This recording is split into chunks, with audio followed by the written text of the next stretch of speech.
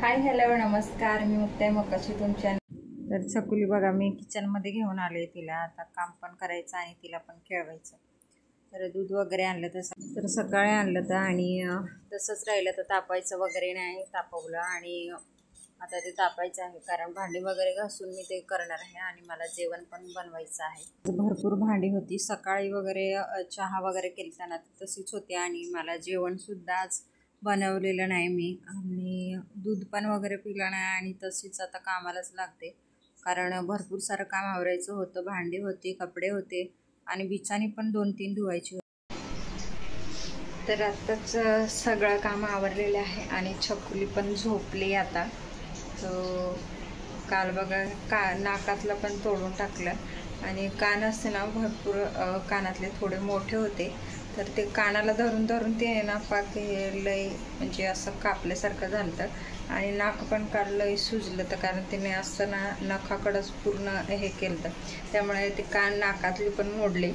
भरपूर मस्ती करता आणि केस पण सगळे तोडून बघून असं टाकलं, त्याच्यामुळं आता नाकात घातलीच नाही आणि कानातले असे छोटेसे घातले।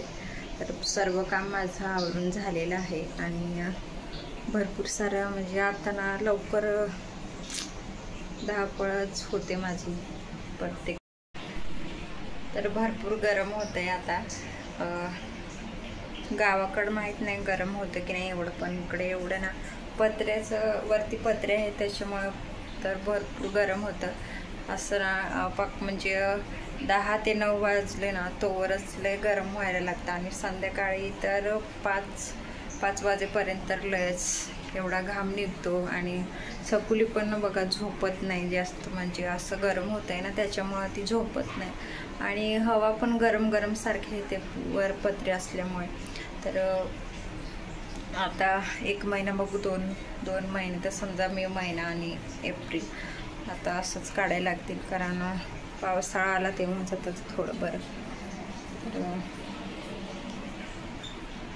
तर असो कसे आहात तुम्ही सगळे कमेंटमध्ये मला नक्की सांगा आणि पुढच्या व्हिडिओमध्ये भेटूया।